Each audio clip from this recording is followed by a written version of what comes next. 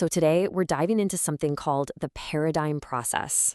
Think of it as a map, a journey that takes us from the person we think we are, the one that's often driven by fear, all the way back to our authentic self, a self that's rooted in love. To really get this, we've got to start with this idea from Carl Jung. He talked about the persona. It's basically the mask, right? The face we show everyone else to make sure we fit in, to make a good impression. But the whole time, it's hiding who we really are deep down. And that leads to a pretty big question. What happens when that mask gets too tight? When it starts to feel like it's suffocating? And that question?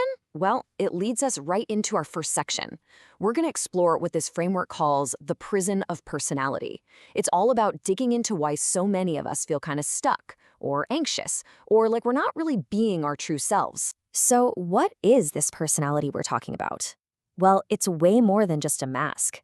It was actually our survival kit.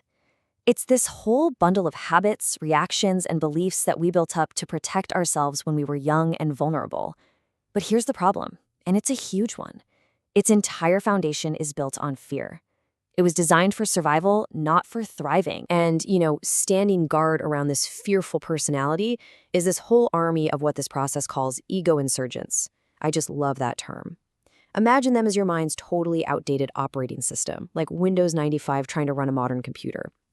They're these old defense mechanisms that are now working overtime to protect the prison walls, and they're the very things keeping you from your authentic self. Let me give you a classic example. You've probably met the judge. Oh yeah, that's that voice in your head, the one that's just relentless. It's always pointing fingers, blaming, and making you feel small. Its go-to line is always some version of, "You're just not good enough." And the crazy part is, it thinks it's helping.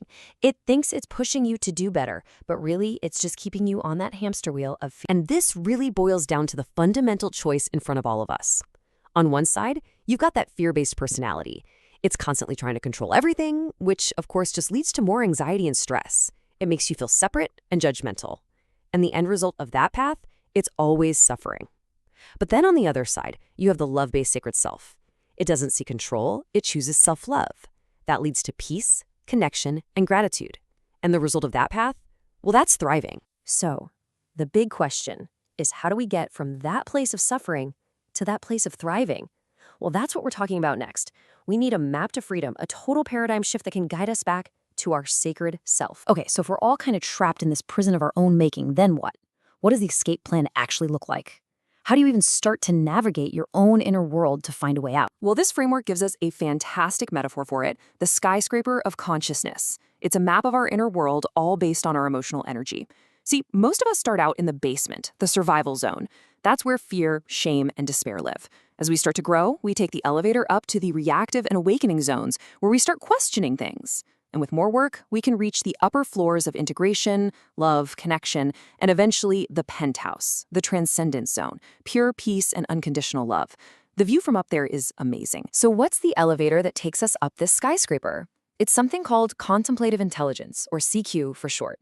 Now, this has zero to do with your IQ. CQ is all about using your awareness, your own ability to reflect and observe, to consciously steer your brain. It's like becoming the driver, taking the wheel, and guiding yourself out of those basement-level survival instincts and up towards your true potential for wisdom. Okay, this all sounds really good in theory, right? But how do we actually do it? This next part is all about the how.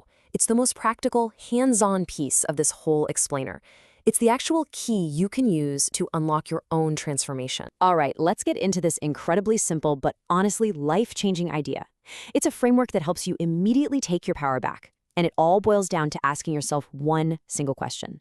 Whose business is it? Look, according to this idea, there are only 3 kinds of business in the entire universe. First, there's what you could call God's business. The weather, the past, the pandemic, all the stuff you have absolutely no control over. That's not your business. Then there's their business, what other people are thinking, what they're feeling, what they're doing. Also, not your business. We create so much of our own stress by messing around in those 2 areas. The only place your power exists is right here, in my business. Your thoughts, your feelings, your actions. That's it. That's your domain. And here is the tool to help you stay in my business. It's a 6-step process called loving inquiry. First, self-awareness. Just notice the stressful story that's looping in your head. Then you take a contemplative pause and ask yourself, is this story 100% true? Can I know that for sure? From there, you use self-inquiry to really feel the consequences of believing that story. Step 4 is self-connection. Reconnect with your true self, your core values. Then, self-reflection. You've got to own your part in the story. And finally, step 6 is self-love, where you consciously choose a new feeling and let that old story go. It's a direct path back to your power. So after all this, the inquiry, the journey up the skyscraper, where do we end up? Our final section is about the destination. It's about the return. It's about finally coming home and embracing your sacred self. And what is this sacred self? Well, it's not something you need to build or go out and find. It's the real you that's been there the whole time, underneath all the conditioning.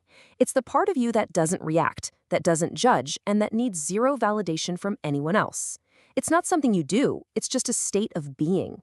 It's a frequency of love and peace. And I really want you to hear this. This is maybe the most important part. No matter how many masks you've put on, no matter how thick that prison of personality has become, 100% of your true self is still there. It's intact. Nothing was ever lost.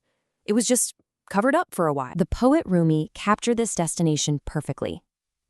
Out beyond ideas of wrongdoing and right doing, there is a field. I'll meet you there.